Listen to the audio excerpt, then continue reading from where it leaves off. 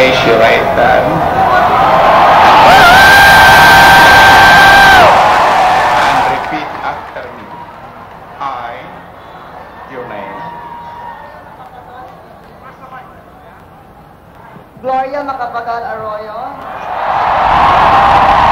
Vice President of the Philippines, do solemnly swear that I will faithfully and conscientiously fulfill my duties as President of the Philippines.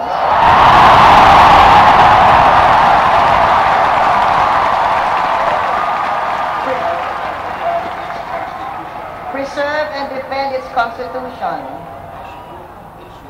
Execute its laws. Do justice to every man. And consecrate myself to the service of the nation. So help me God.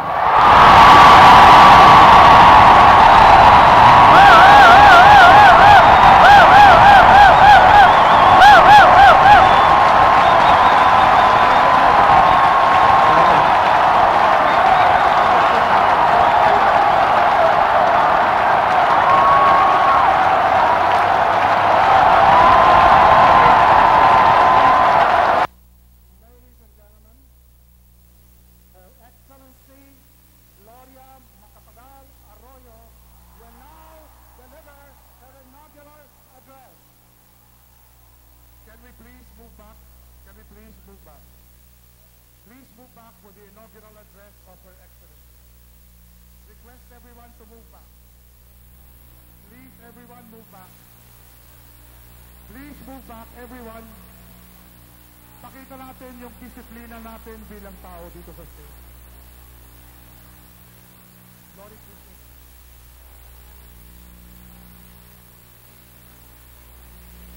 Her Excellency, President Gloria Macapagal Arroyo.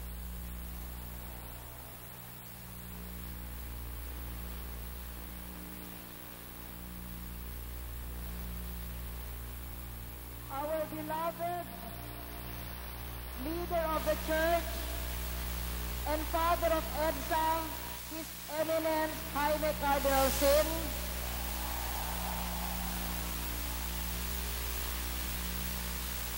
His Excellency the Papal Nuncio and the other members of the Diplomatic Corps and the international community,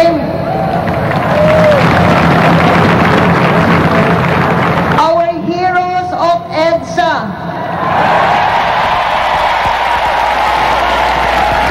you the people, and President Cory Aquino and President Fidel Ramos,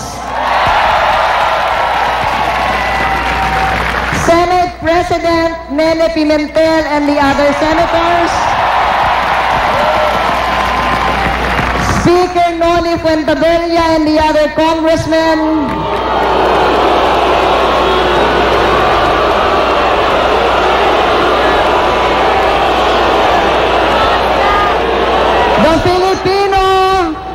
the Filipino of the year 2000, Chief Justice Davide.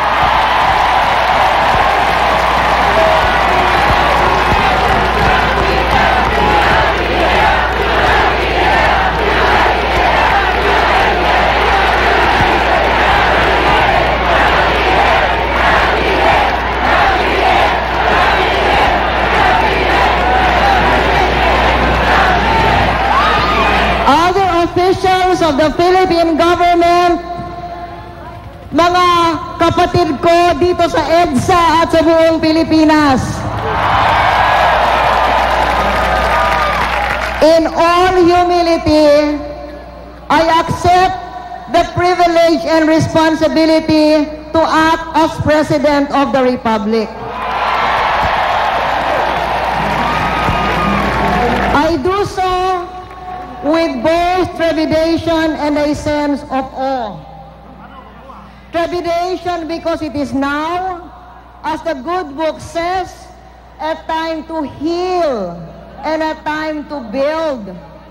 The task is formidable, and so I pray that we will all be one one in our priorities, one in our values and commitments, and one because of EDSA 2001.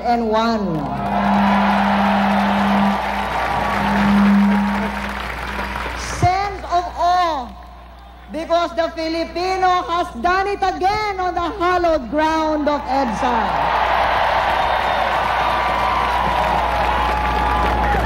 People power and the oneness of will and vision have made a new beginning possible. I cannot therefore but at this point recall Ninoy Aquino's words, and I quote, "I have carefully weighed the virtues and the faults of the Filipino, and I have come to the conclusion that the Filipino is worth dying for."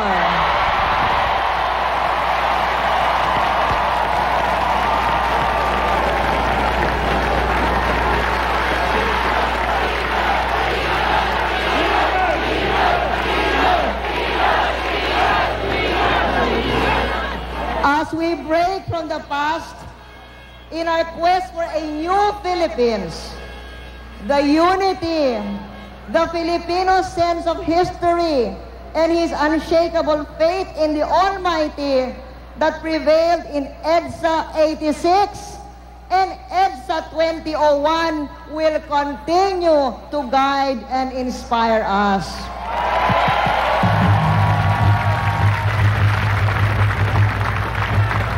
I am certain that Filipinos of unborn generations will look back with pride to EDSA 2001. Just as we look back with pride to Mactan, the Katipunan and other revolts, Bataan and Corregidor, and EDSA 86.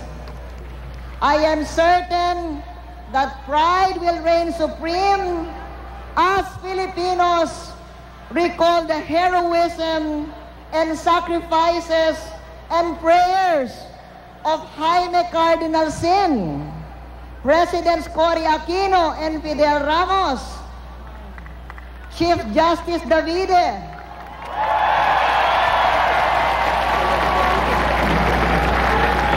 the legislators who fought the good fight in Congress, the leaders whose principles were beyond negotiation, the witnesses in the impeachment trial who did not count the cost of testifying, the youth and students who walked out of their classroom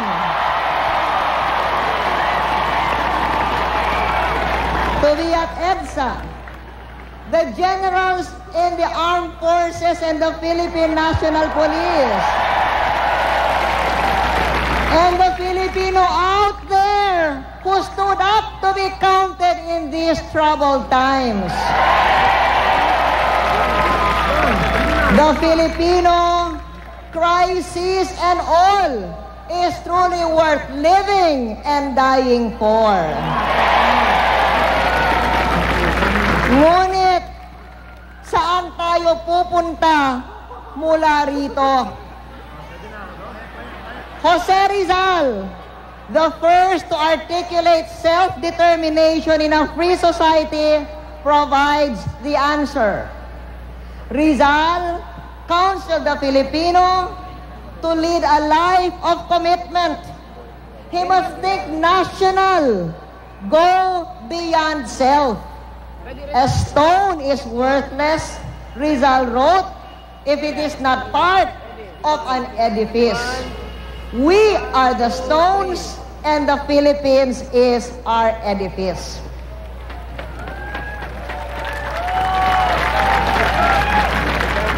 On many occasions, I have given my views on what our program of government should be. This is not the time or place to repeat all of them. However, I can tell you that they converge on 4 core beliefs. 1, we must be bold in our national ambitions so that our challenge must be that within this decade, we will win the fight against poverty. 2, we must improve moral standards in government and society.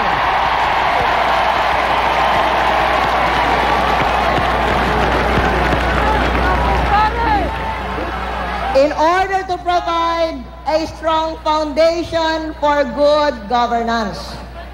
3, we must change the character of our politics.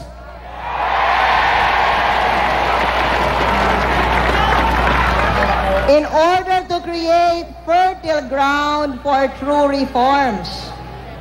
Our politics of personality and patronage must give way to a new politics of party programs and process of dialogue with the people. Finally, I believe in leadership by example.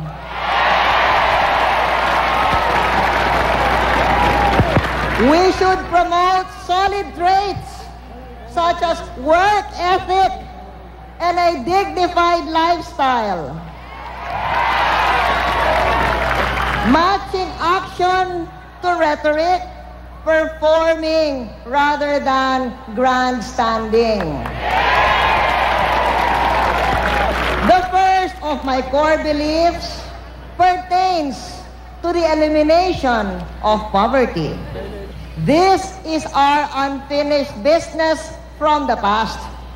It dates back to the creation of our republic, whose seeds were sown in the revolution launched in 1896 by the plebeian Andres Bonifacio. It was an unfinished revolution, for to this day, poverty remains our national problem. We need to complete what Andres Bonifacio began. The ultimate solution to poverty has both a political and an economic aspect. Let me first talk about the political aspect. In doing so, I will refer to one of my core beliefs, that of the need for new politics.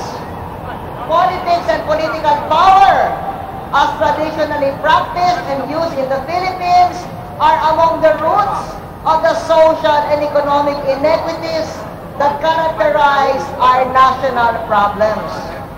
Thus, to achieve true reforms, we need to outgrow our traditional brand of politics based on patronage and personality. Traditional politics is the politics of the status quo. It is a structural part of the problem. We need to promote a new politics of true party programs and platforms, of an institutional process of dialogue with our citizenry. This new politics is the politics of genuine reform. It is a structural part of the solution. We have long accepted the need to level the playing field in business and economics. Now, we must accept the need to level the playing field in politics as well. We have long aspired to be a world-class economy. Now, we must also aspire to develop a world-class political system, one in tune with the 21st century. The world of the 21st century that our youth will inherit is truly a new economy, where relentless forces such as capital market flows and advances in information and communications technology create both peril and opportunity. To tap the opportunities, We need an economic philosophy of transparency and private enterprise, for these are the catalysts that nurture the entrepreneurial spirit to be globally competitive. To extend the opportunities to our rural countryside, we must create a modernized and socially equitable agricultural sector. To address the perils, we must give a social bias to balance our economic development, and these are embodied in safety nets for sectors affected by globalization and safeguards for our environment. To ensure that our gains are not dissipated through corruption, we must improve moral standards.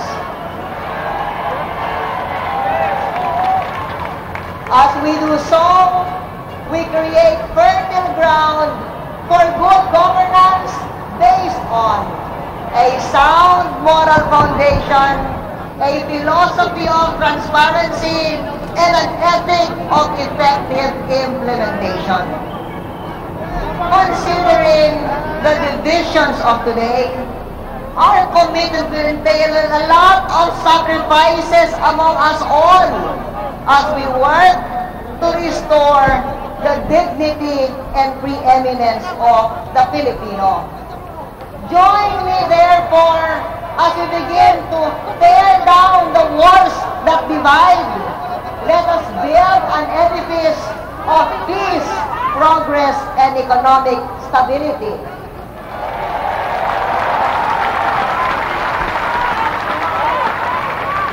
People power has dramatized the Filipinos' capacity for greatness.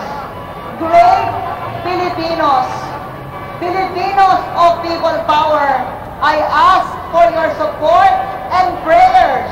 Together, we will light the healing and cleansing flame.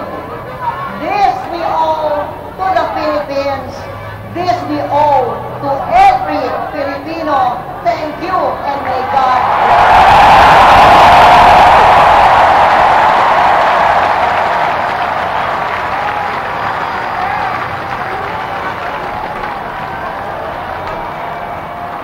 Pakiatras lang mga kababayan, si Presidente lang po. Lahat ng media here, pakitulong. Ang Presidente ng Republika ng Pilipinas, si Gloria Macapagal Arroyo!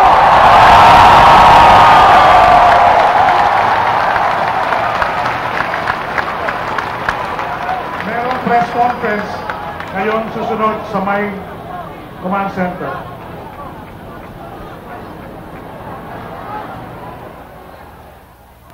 Yes, yes. Sabihin nyo lang.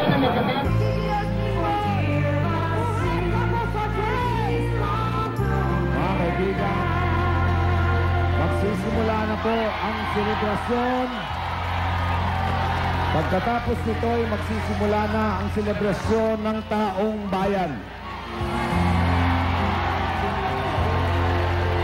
Samantala ay pagbibigyan natin kumaway ang mga gustong bumati sa mga nagtatao rito sa EDSA Shrine. Ang tunay na nagsimula nitong kilusang ito, ang taong bayan! Ang taong bayan! To Madam President. Madam President, what is the first thing you do to heal the nation? We only have one mic, so we appeal for your cooperation. What I will do is, first of all, have a smooth transition rather than ride roughshod over the institutions that we have inherited. For instance, the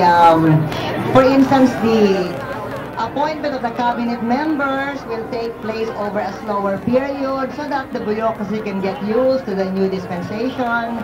And I suppose everything that we will be doing in the beginning will set a signal for healing the nation. I would like to pay tribute to the generals who joined us yesterday. Because that's what they said. They follow the Constitution, but they are asking for a healing process. And since they delivered the final blow that brought back our legitimate aspirations for integrity and good governance, then we should really take that one request of theirs into consideration.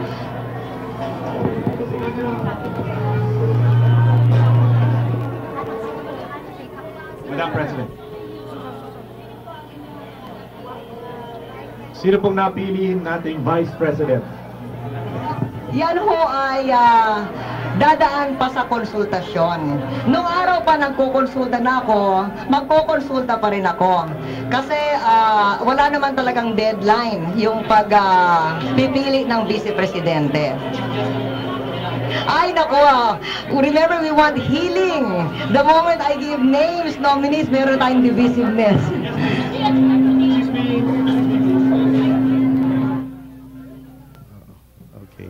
Okay, Marita Sison from the New York Times.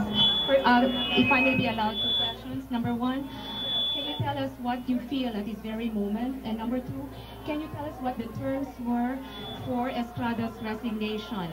The negotiators went back and forth last night. We'd like to find out, number 1, what made him finally yield? And number 2, what were the sticky issues? How did you feel and the terms? How do I feel? Well, I feel that God put me in this particular situation at this particular point of my life, in this particular point of our history, and there is hard work that needs to be done. The presidency is not a position to be enjoyed. It is a position where one must work very hard. And then for the second one, actually the negotiations broke down, so there are no terms. And the reason why I am taking my oath is because of the legal basis that Chief Justice Davide announced.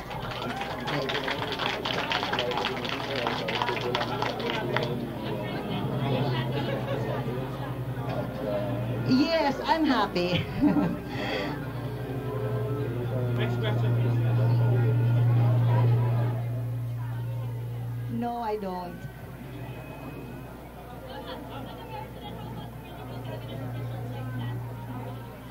Finance Secretary, I can tell you that right away. It's going to be Senator Bert Romulo.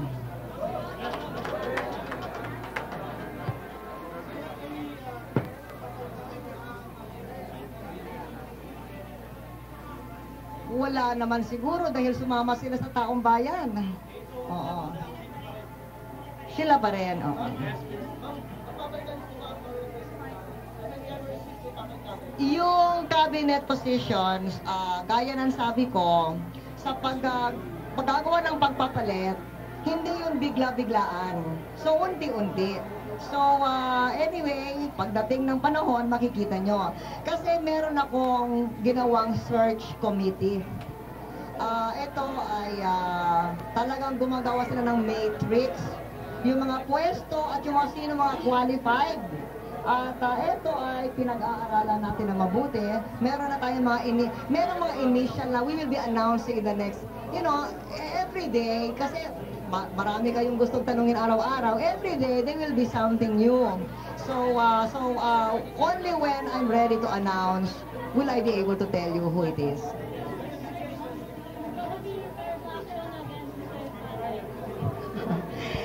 We're talking about healing.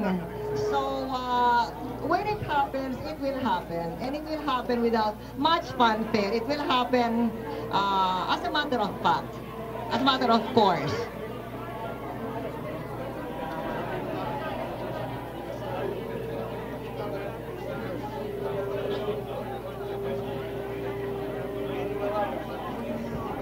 Well, actually, I have already issued a bulletin to all the senior undersecretaries to take the task of being OIC in the meantime, so that there is no breakdown of services.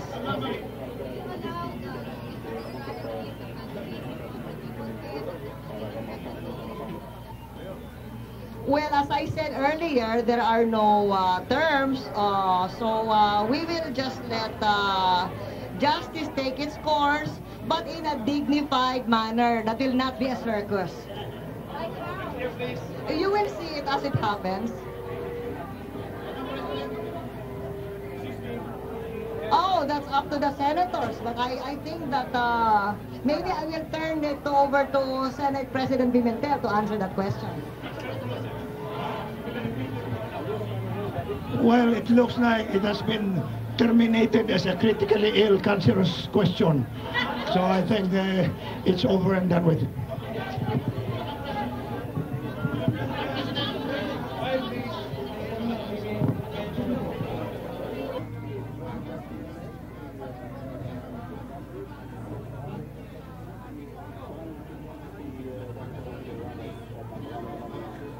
Okay,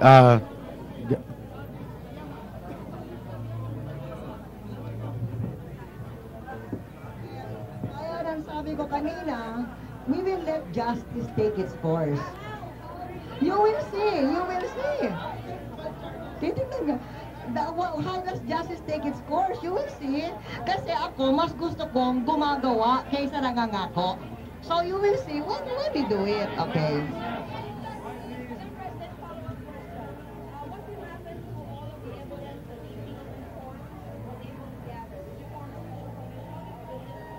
As I said, we will let justice take its course. There are bodies for that. The Ombudsman, the PCGG, the Department of Justice. There are bodies for that.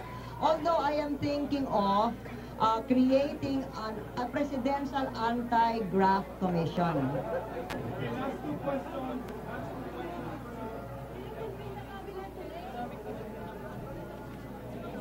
Probably, yes.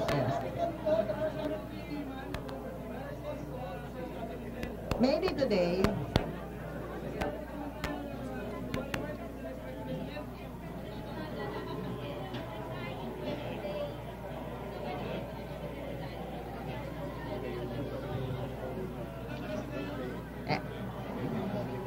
Anyway, sabi ni Chief Justice Davide, alam mo, hindi ako makikitunggali sa kanya.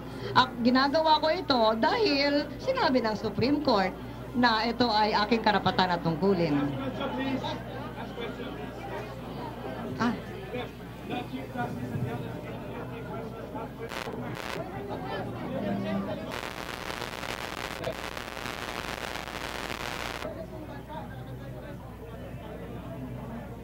Ngayon pa lang ako nagde-take ng oath ko. At besides, ang importante, recognize ng Supreme Court natin.